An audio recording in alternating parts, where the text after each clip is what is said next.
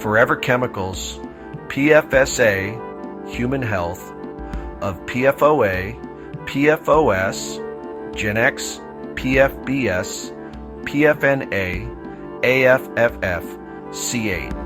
The video comes from Chapter 7 of Marko Vovk's book.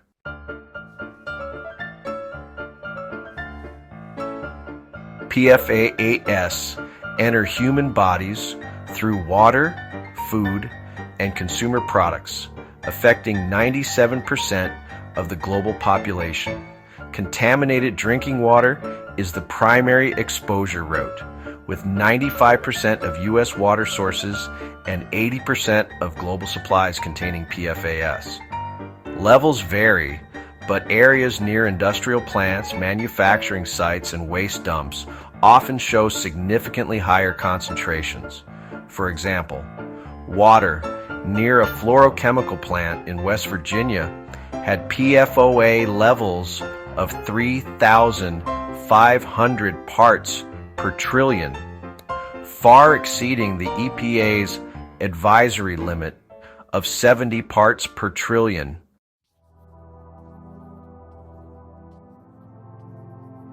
Short-term health effects include elevated cholesterol, liver enzymes, and uric acid levels.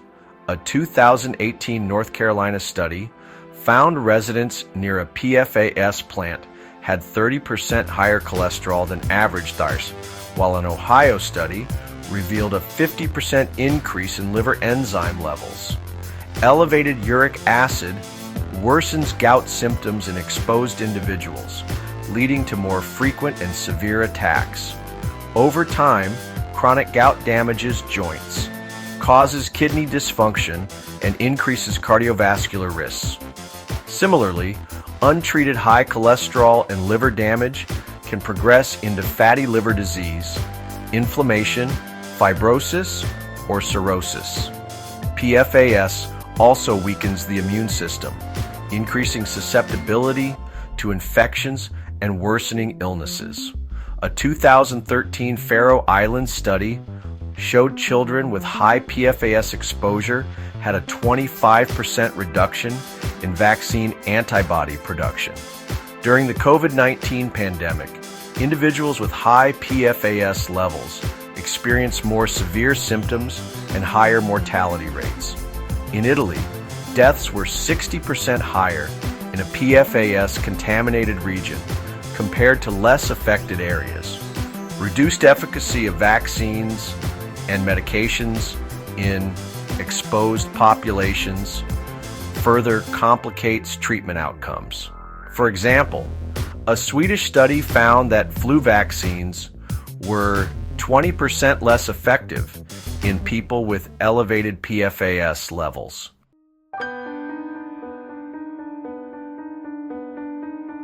Long-term health impacts include kidney cancer, thyroid disease, decreased vaccine response, ulcerative colitis, and pregnancy-induced hypertension. In the U.S., an estimated 200,000 people have PFAS-related kidney cancer. Globally, this figure reaches 2 million. Children exposed to PFAS face developmental delays and reduced birth weight, affecting about 15% of exposed infants, which can lead to lifelong complications such as delayed growth or chronic health issues. Moreover, delayed puberty onset in girls raises their risk of breast cancer later in life.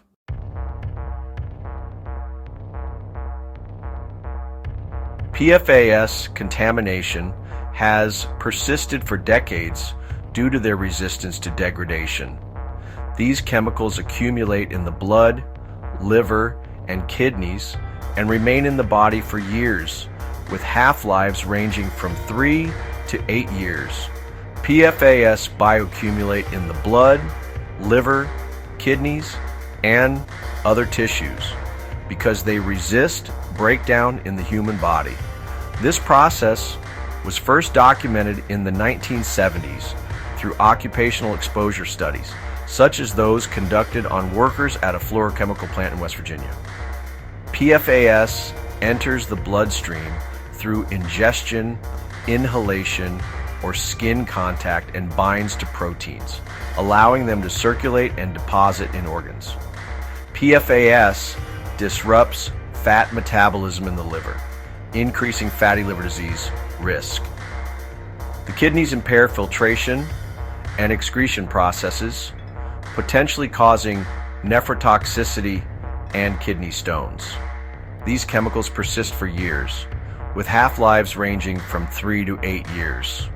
Unlike lead poisoning, no definitive body burden threshold has been established for PFAS exposure.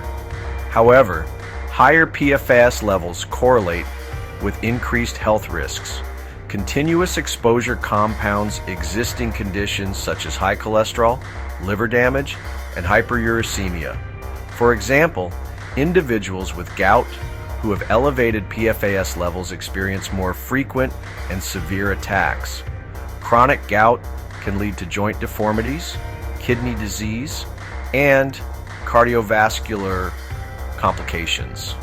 Similarly, elevated cholesterol from PFAS exposure increases fatty deposits in arteries, raising heart disease risks.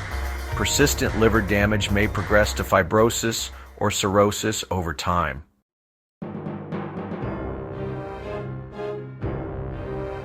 PFAS disrupts the endocrine system, which regulates hormones critical for growth, metabolism, and reproduction.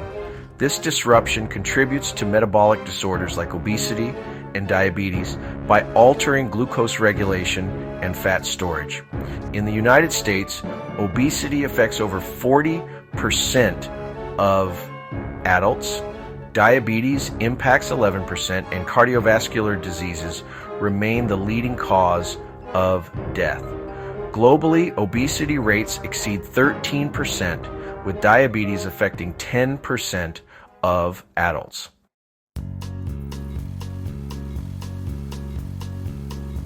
Exposure also reduces bone density by interfering with calcium metabolism, increasing osteoporosis risk.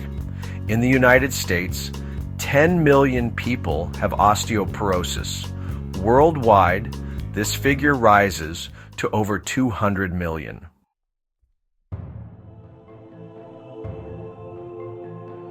Hormonal disruption from PFAS affects reproductive health by altering estrogen and testosterone levels. This can harm fetal development and increase mental health issues such as depression and anxiety due to imbalanced hormone regulation.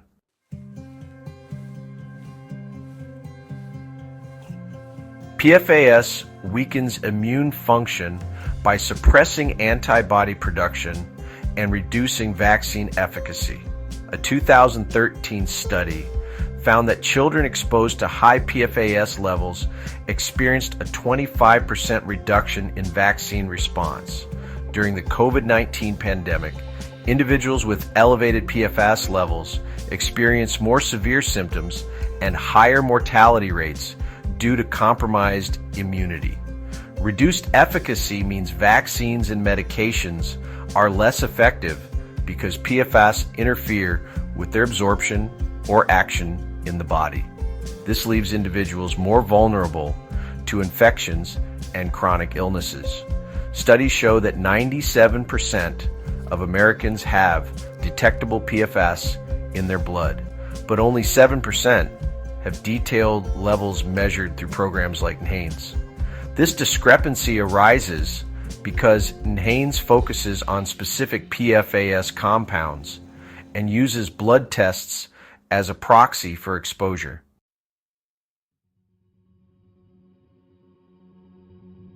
PFAS contamination spans every continent globally, with hotspots near manufacturing sites, military bases, and industrial areas. For example, in the U.S., water near fluorochemical plants often exceeds EPA safety limits. Specific populations face disproportionate exposure risks. Communities near industrial facilities or military bases often experience contamination levels far above regulatory thresholds. For example, 31% of groundwater samples near known PFAS sources in the U.S. exceed EPA limits compared to 6% in areas without direct sources.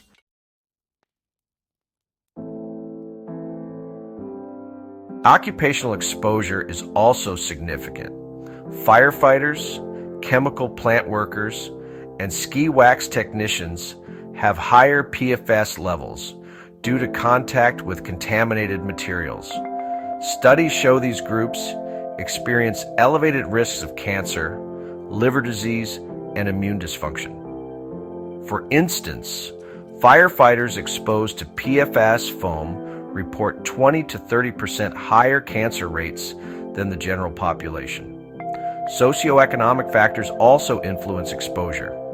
Disadvantaged communities often live closer to contaminated sites or rely on polluted water sources due to limited resources. Indigenous populations relying on traditional foods like fish or game usually face higher PFAS exposure because these foods bioaccumulate chemicals from contaminated ecosystems. For example, studies in Alaska show elevated PFAS levels in subsistence fishers consuming local salmon. PFAS exposure compounds health issues across generations due to its persistence and bioaccumulation. It disrupts metabolic processes in the endocrine system, which regulates hormones critical for growth and reproduction. This disruption increases risks for obesity, diabetes, and cardiovascular disease by altering fat storage and glucose regulation. In the U.S., over 40% of adults are obese, and 11% have diabetes. Globally, obesity affects 13%, and diabetes impacts 10%. Ironically, while people avoid fatty foods like chips to lower cholesterol, they may unknowingly consume PFAS contaminated smoothies made with polluted fruit in plastic containers. Exposure also impacts bone health by reducing density and increasing osteoporosis risk. In the U.S., 10 million people have osteoporosis. Worldwide, this number exceeds 200 million.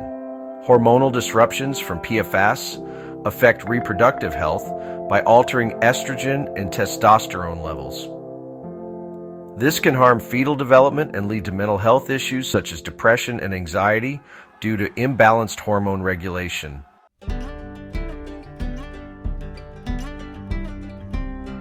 Prenatal and early childhood exposure to PFAS raises significant health concerns. PFAS crosses the placental barrier, transferring from mother to fetus through blood circulation.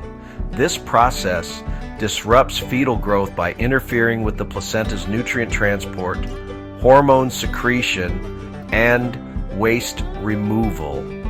Studies in North Carolina and Japan link higher PFAS levels to reduced birth weight, preterm delivery, and gestational hypertension. For example, a U.S. study found a 29-gram reduction in fetal weight per unit increase in PFOS exposure. Breastfeeding transfers PFAS from mother to infant as these chemicals bind to proteins in breast milk. Ironically, mothers often breastfeed, believing it is healthier, unaware their milk may contain higher PFAS levels than formula unless it is stored in plastic containers.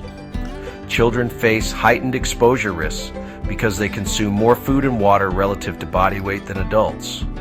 This increased intake magnifies PFAS accumulation during critical developmental stages.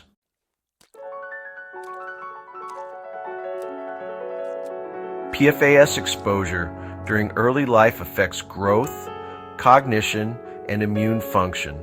Disruption of thyroid hormones impairs brain development, increasing the risk for neurodevelopmental disorders like autism spectrum disorder, or ASD, and developmental delays or DD. A California study found that elevated PFAS levels in children aged 2 to 5 correlated with higher ASD and DD diagnoses.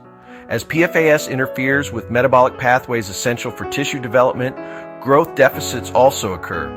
Immune function suffers as PFAS suppresses antibody production and weakens vaccine responses. Children exposed to high PFAS levels show reduced infection resistance and slower recovery times. Cognitive impacts include lower IQ scores and impaired memory due to disrupted neurochemical signaling during brain development. The long-term effects of early PFAS exposure compound over time. These include increased risks of obesity, diabetes, cardiovascular disease, and osteoporosis later in life. For instance, metabolic disruption caused by PFAS alters fat storage and glucose regulation, contributing to the 40% obesity rate in U.S. adults. Hormonal imbalances also affect mental health, increasing risks for anxiety and depression due to disrupted estrogen and testosterone levels.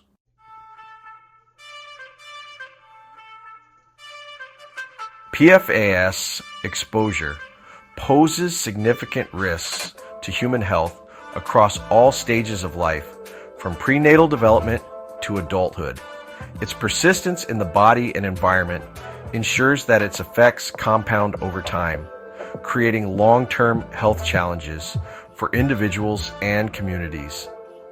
Despite growing awareness of these dangers, much remains unknown about the full extent of PFAS's impact on human health. The next chapter will explore how PFAS contamination affects wildlife. These chemicals, from aquatic ecosystems to land animals, disrupt natural habitats and threaten biodiversity worldwide. This ends part 7 of the video series from Marko Vovk's book, Forever Chemicals: How PFSA Pollutes Our Blood and Lives. Please watch the other videos from the series on YouTube. Please like, share, subscribe, and hit the bell for future new videos. Below are links to books.